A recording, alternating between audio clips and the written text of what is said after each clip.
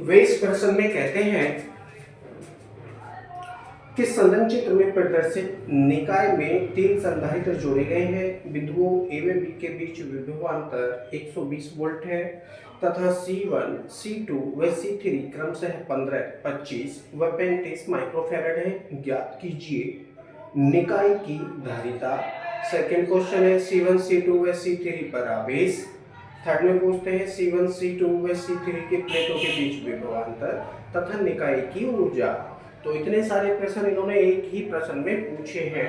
तो सबसे पहले हम ज्ञात करेंगे निकाय की धारिता। C1 दे रखा है इन्होंने 15 माइक्रोफैरड,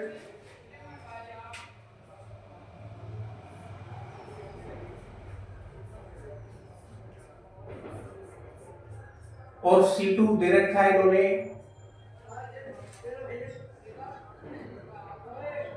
25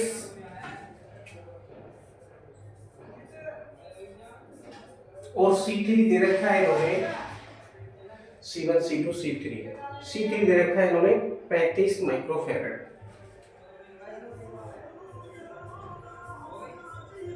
बिंदु ए व बी के बीच में जो विभवांतर है वो दे रखा है इन्होंने 120 वोल्ट, यानी V इक्वल टू 120 वोल्ट। पहली कंडीशन में हम ज्ञात करेंगे फर्स्ट क्वेश्चन में निकाय की धारिता। अब देखिए निकाय की धारिता हमको ज्ञात करनी है। निकाय की धारिता ज्ञात करने के लिए सबसे पहले हम देखेंगे C2 व C3 कौन से क्रम में है। अलग अलग तारों से जुड़े होने के कारण ये आपस में समांतर क्रम में हो जाते हैं। तो लिखेंगे थ्योरी में संधारित्र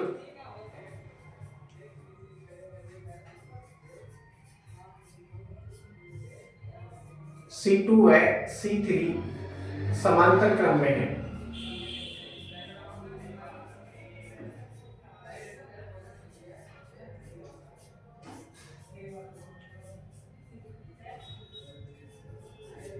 अतः धारिता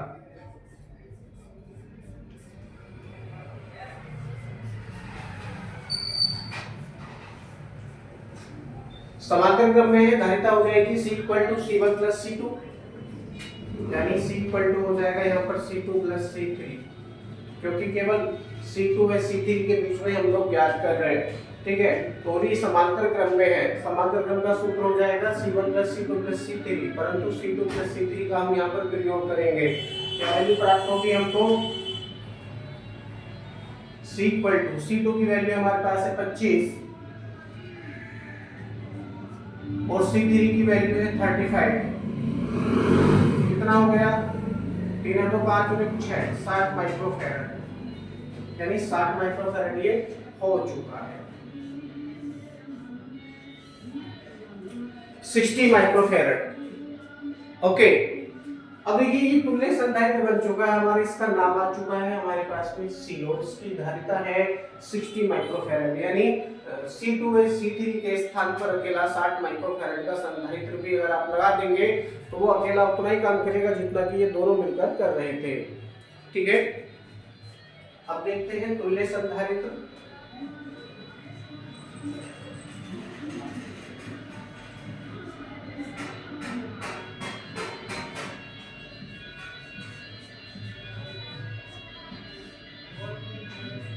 वह संधारित्र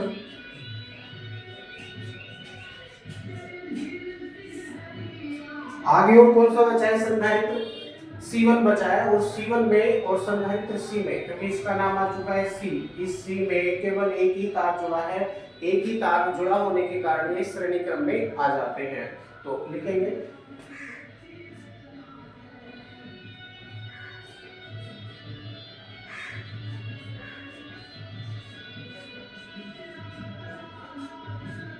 श्रेणी क्रम में है।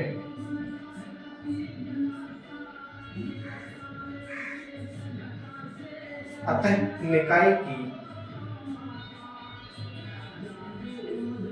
निकाय का मतलब है पूरे परिपथ की तुल्य धारिता। निकाय की तुल्य धारिता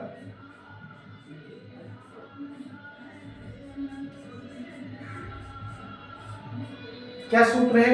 1/c श्रेणी क्रम के लिए 1/c equal to 1/C1 plus 1/C2, परंतु 1/C1 के स्थान पर चलो C1 ही रहेगा, प्लस ये हो जाएगा 1/C, और इसके स्थान पर C डैश हम कर लेंगे क्योंकि अलग अलग होना चाहिए। वैल्यू रखेंगे यहाँ पर सभी चीजों की। हमारे पास है 1/C dash equal to 1/C1 की वैल्यू हमारे पास है 15 प्लस, और इसकी वैल्यू हमारे पास में है 1/C, C की वैल्यू हमारे पास में 60 माइक्रोफैरड।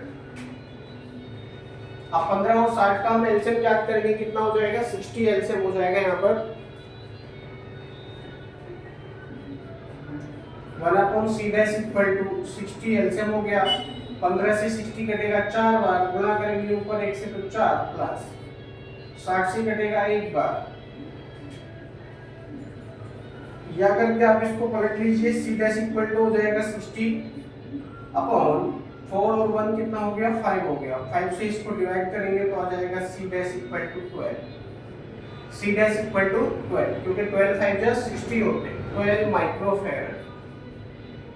पूरे निकाय की तुल्य धारिता कितनी आ गई है 12 माइक्रोफैरड आ चुकी है। यानी यहाँ पर आने के पश्चात इस सवाल का पहला खंड, पहला पार्ट हो चुका है। 12 माइक्रोफैरड निकाय की तुल्य धारिता है। निकाय की तुल्य धारिता कितनी है 12 माइक्रोफैरड आ चुकी है। C2 व C3 का जो तुल्य संधारित्र था उसकी वैल्यू कितनी हमने प्राप्त की है, C इक्वल टू कितना 60 microfarad, C equal to 60 microfarad. उस पूरे निकाय की तुल्य धारिता हमने कितनी प्राप्त की है, मैं लिख देता हूं उसको, C डैश इक्वल टू कितनी प्राप्त करी है 12 माइक्रोफैरड ये प्राप्त की है, 12 माइक्रोफैरड।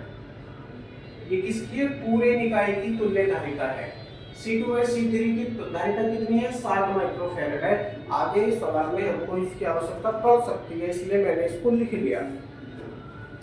सेकंड क्वेश्चन में पूछते हैं C2 C3 व C1 C2 C3 पर आवेश, C1 C2 C3 पर संचित आवेश की तरह कितना हो जाएगा ये हमसे पूछा है इन्होंने।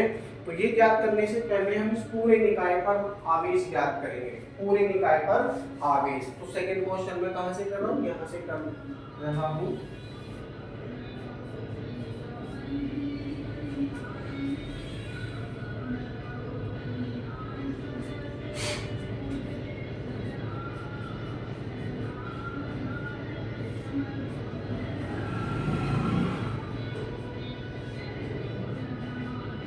संपूर्ण निकाय पर संचित आवेश,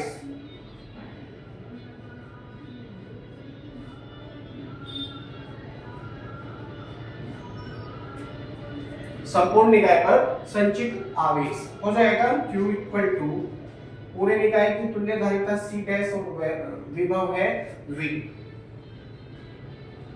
सूत्र हो जाएगा Q equal to C dash into V, यानी Q equal to C dash की वैल्यू आपके पास में है 12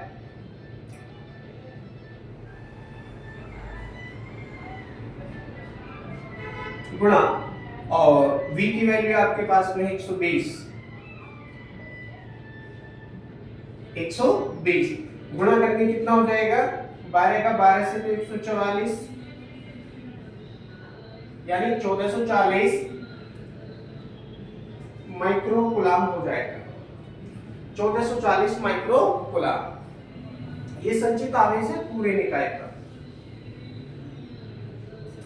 अब एक बात जरा ध्यान देंगे, यहाँ पर जो संधारित्र C1 है और संधारित्र C, तुल्य संधारित्र C व संधारित्र C1 श्रेणी क्रम में है, श्रेणी क्रम में है। तो श्रेणी क्रम में जुड़े होने के कारण इन दोनों संधारित्रों पर बराबर बराबर आवेश संचित होगा, बराबर बराबर आवेश संचित होगा। तो C1 पर संचित आवेश कितना हो जाएगा, Q इक्वल टू 1440 माइक्रोकूलम हो जाएगा, 1440 माइक्रोकूलम हो जाएगा C1 पर संचित आवेश। मान लीजिए C1 पर संचित आवेश कितना है, Q1 है, C2 पर Q2, C3 पर Q3, ठीक है। तो लिखेंगे चुंबकीय चिन्ह लगाकर संधारित्र C1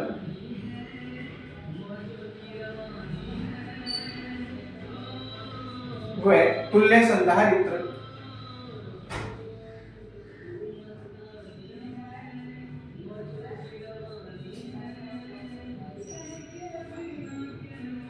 संधारित्र C श्रेणी क्रम में है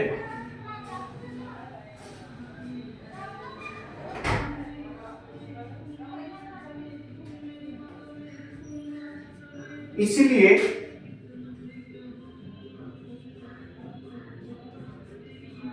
इन पर संचित आवेश समान होगा।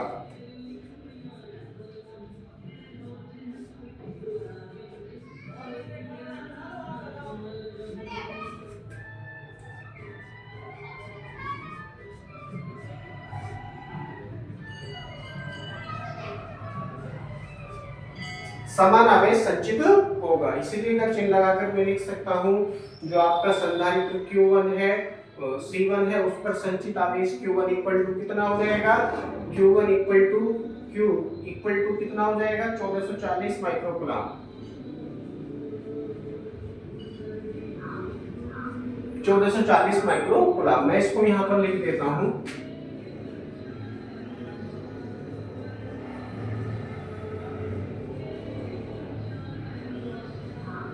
1440 माइक्रोकूलम। तो Q1 की वैल्यू कितनी आ चुकी है 1440 माइक्रोकूलम आ चुकी है। इतना ही आवेश इस तुल्य संधारित्र पर भी उत्पन्न होगा, इतना ही आवेश तुल्य संधारित्र पर भी होगा। तो मैं इसको क्या लिख सकता हूं QC करके लिख सकता हूं 1440 माइक्रोकूलम। अब इसमें दो संधारित्र जुड़े हैं, तुल्य संधारित्र C में दो संधारित्र जुड़े हैं। कौन कौन से संधारित्र हैं, संधारित्र C2 है संधारित्र C3। इन पर विभव ज्ञात कर सकते हैं, कितना कितना विभव इन पर उत्पन्न होगा।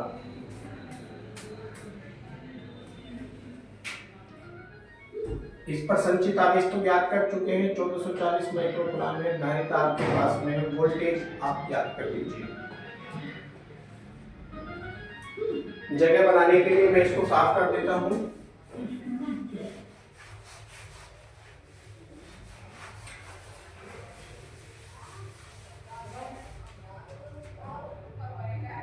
तुल्य संधारित्र C पर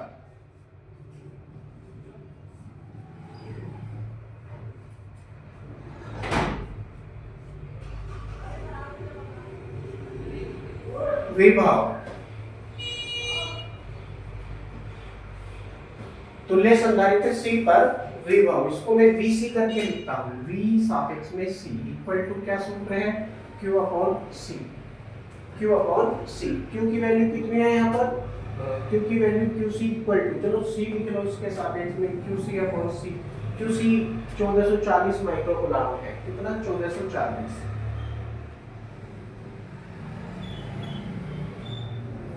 अपॉन, और C की वैल्यू यहाँ पर कितनी प्राप्त हुई है 60 माइक्रोफैराड हुआ है।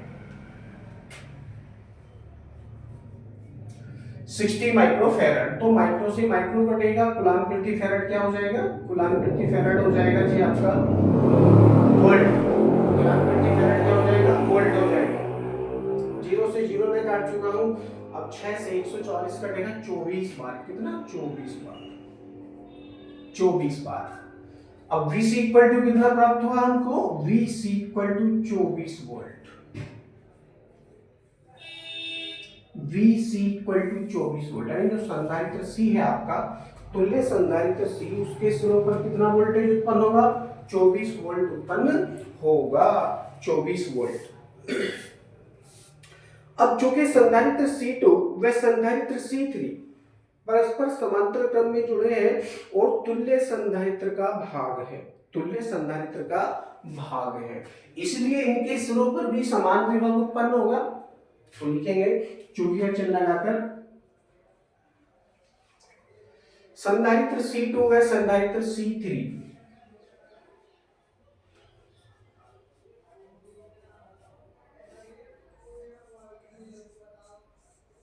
कौन से क्रम में है, समांतर में।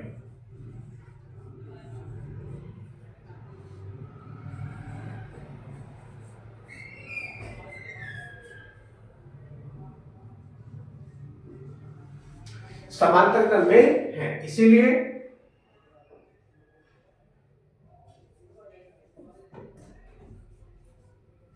इन पर समान विभव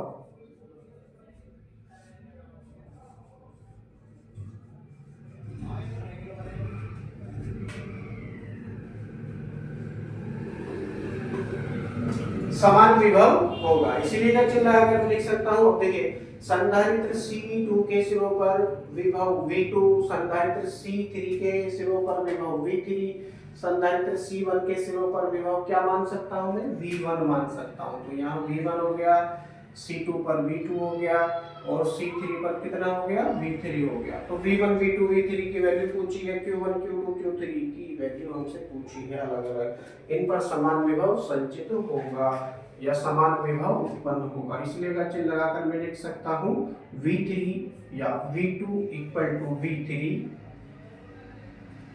भाई V2 और V3 समांतर क्रम में है, इसलिए समान विभव पर है। V3 equal to VC equal to 24 volt, 24 volt.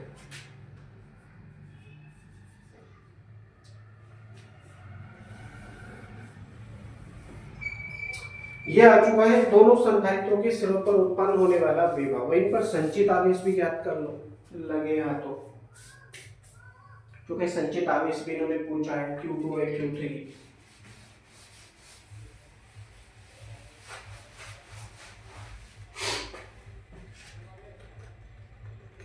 Second व थर्ड क्वेश्चन एक साथ हो रहा है, सेकेंड एंड थर्ड एक साथ, ठीक है।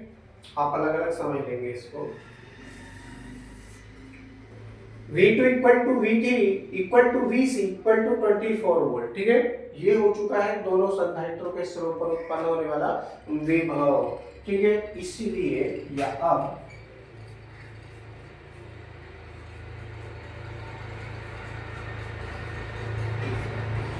संधारित्र C2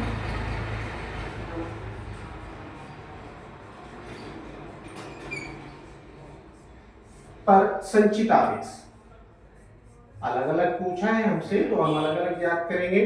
संधारित्र C2 पर संचित आवेश कितना हो जाएगा, इसको हमने Q2 माना है। Q2 इक्वल टू धारिता है इसकी C2 और वोल्टेज है यहाँ पर V2, हो जाएगा Q2 equal to C2 into V2। प्रयोग करेंगे, वैल्यू क्या प्राप्त होगा, Q2 इक्वल टू C2 की वैल्यू आपके पास में है, C2 की वैल्यू आपके पास में है 25 माइक्रोफेरेड इंटू V2 की वैल्यू आपके पास में है 24 वोल्ट। कितना, 24 वोल्ट।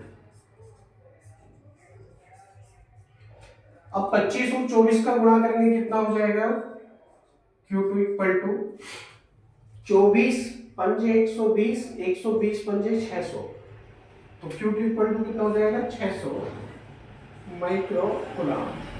फेरेड इंटू वोल्ट क्या होता है, कूलाम होता है, तो 600 माइक्रो कूलाम ये हो जाएगा, ठीक है। संधारित्र C2 पर संचित आवेश हमने ज्ञात कर लिया। इसी प्रकार से संधारित्र C3 पर संचित आवेश भी आप ज्ञात कर सकते हैं। तो इसे ज्ञात करने की दो विधि है। वही तुल्य संधारित्र पर संचित आवेश कितना है, 1440 माइक्रोकूलम है। संधारित्र C2 पर संचित आवेश ज्ञात कर चुके हो, 600 माइक्रोकूलम है। तो जो बचा वो संधारित्र C3 पर चला गया, यही तो होगा ना। चाहे तो आप ऐसे कर सकते हैं, Q3 की वैल्यू ज्ञात करने के लिए QC माइनस Q2 भी आप कर सकते हैं, QC माइनस Q2 ये भी आप प्रयोग कर सकते हैं। सेम वैल्यू ही आपको प्राप्त होगी। Q3 इक्वल टू QC की वैल्यू आपके पास में 1440 माइनस और Q2 की वैल्यू आपने फाइंड की है 600। कितनी फाइंड की है, 600 फाइंड की है। घटाएंगे तो कितना हो जाएगा, 14 में से 6 गए तो कितने बचेंगे, 8 बचेंगे, यानी Q3 इक्वल टू 840। 840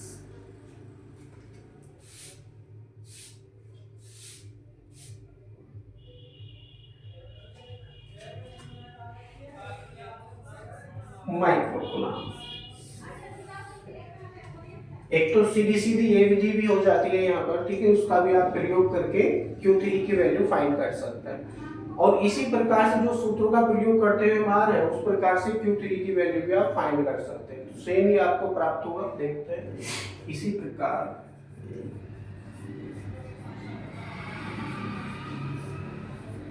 संधारित्र C3 पर संचित आवेश, संधारित्र C3 पर संचित आवेश,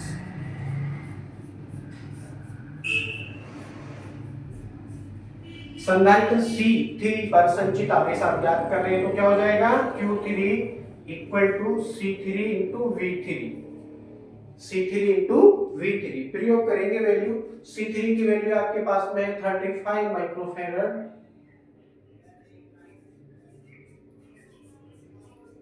इंटू V3 की वैल्यू आपके पास में है 24 माइक्रोफैरड। 35 का और 24 का गुणा करेंगे कितना हो जाएगा, 840 ही आपको ये प्राप्त होगा। मैं डायरेक्टली लिख देता हूं 840 माइक्रो कूलम। तो ये किसकी वैल्यू प्राप्त हुई है आपको, Q3 की वैल्यू प्राप्त हुई है।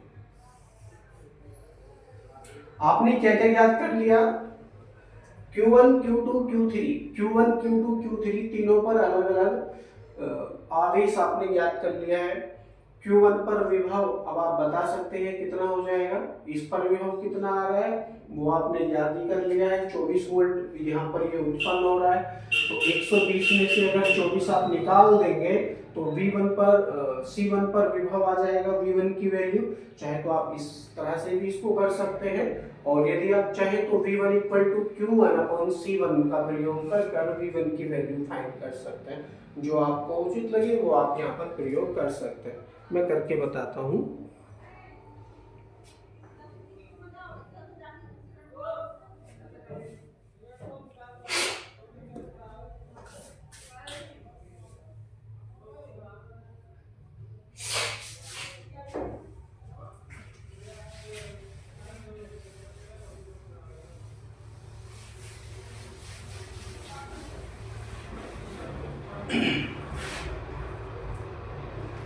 इन पर संचित आवेश भी हम बता चुके हैं, विभव भी हम बता चुके हैं, तो इनका काम तो खत्म हो गया। संधारित्र C1 बचा हमारे पास में। अब लिखेंगे संधारित्र C1,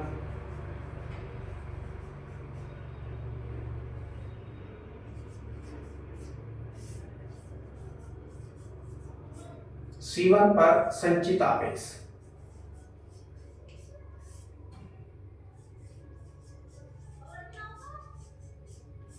कितना है, Q1 इक्वल टू कितना है 1440 माइक्रोकूलम का आवेश संचित है। क्यों है, क्योंकि पूरे निकाय पे 1440 माइक्रोकूलम का आवेश संचित है। और संधारित्र C1 में तुल्य संधारित्र C दोनों श्रेणी क्रम में जुड़े हैं, इसलिए इन पर समान आवेश संचित हो रहा है। इसलिए संधारित्र C1 पर संचित आवेश कितना हो जाएगा, Q1 इक्वल टू 1440 माइक्रोकूलम हो जाएगा, 1440 माइक्रोकूलम, राइट। अब इस पर विभव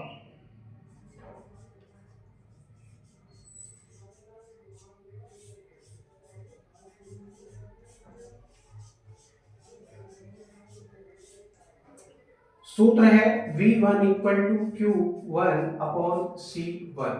वैल्यू रखेंगे कितना प्राप्त होगा, Q1 की वैल्यू आपके पास में है 1440 माइक्रोकूलम बटे C1 की वैल्यू आपके पास में है 15 माइक्रोफैरड। माइक्रो से माइक्रो कटेगा और कूलम प्रति फैरड हो जाएगा वोल्ट। कूलम प्रति फैरड क्या हो जाएगा, वोल्ट हो जाएगा। 15 से 1440 को काटने में कितनी बार घटेगा, 15 नंबर 135 और 15 से 90 यानी 96 आ जाएगा। V1 equal to 96 volt. ऐसे भी आप कर सकते हैं इसको, सेम वैल्यू ही आपको ये प्राप्त होगी। इसका दूसरा तरीका क्या हो जाता है, वही पूरे पर वोल्टेज कितना है, बिंदु ए और बिंदु बी के बीच में विभव कितना 120 है, यानी पूरे निकाय पर 120 वोल्टेज आ रहा है, जिसमें से 24 वोल्ट चला गया केवल तुल्य संधारित्र पर, जो शेष बचा वो रहेगा संधारित्र C1 पर। ठीक है, तो आप इसको इस तरह से भी कर सकते हैं।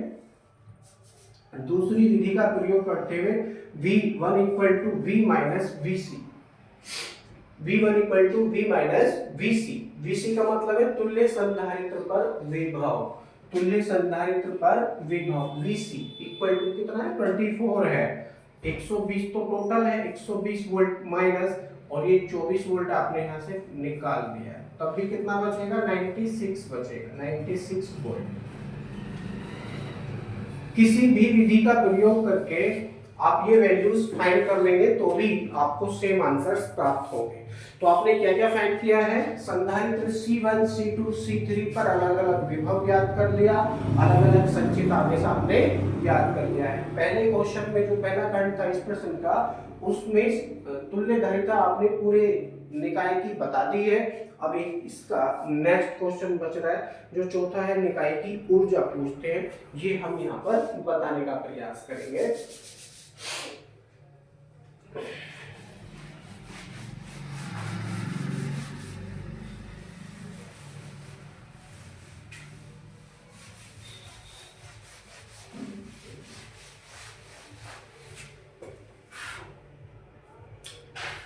क्वेश्चन नंबर 4 इसी में है, इसका चौथा पार्ट पूछते हैं निकाय की ऊर्जा।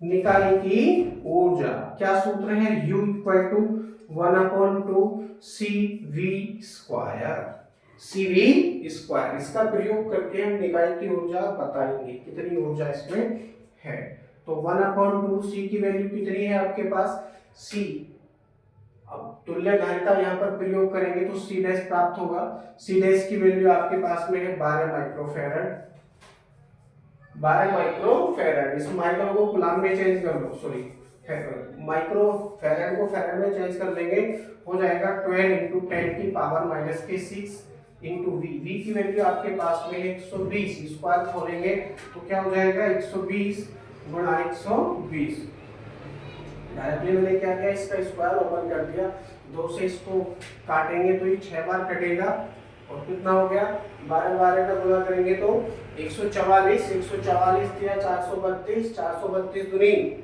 864 गुणा, अब देखिए 1 2 और 6 में से कम करेंगे तो 4 बचेंगे, 10⁻⁻4, 2 के बाद 10 पहले दशमलव लगाएंगे तो क्या हो जाएगा, या U equal to 8.64 into 10⁻⁻2 joule, ये आपको प्राप्त हो जाएगा। अब हमने इसके सारे खंड हल कर दिए हैं, यहाँ आने के पश्चात यह प्रश्न आपका कंप्लीट हो जाता है। संचित ऊर्जा कितनी है 8.64 इंटू 10⁻⁻2 जूल इसमें है। यहाँ आने के पश्चात ये प्रश्न आपका कंप्लीट हो जाता है। अगला प्रश्न अगली वीडियो में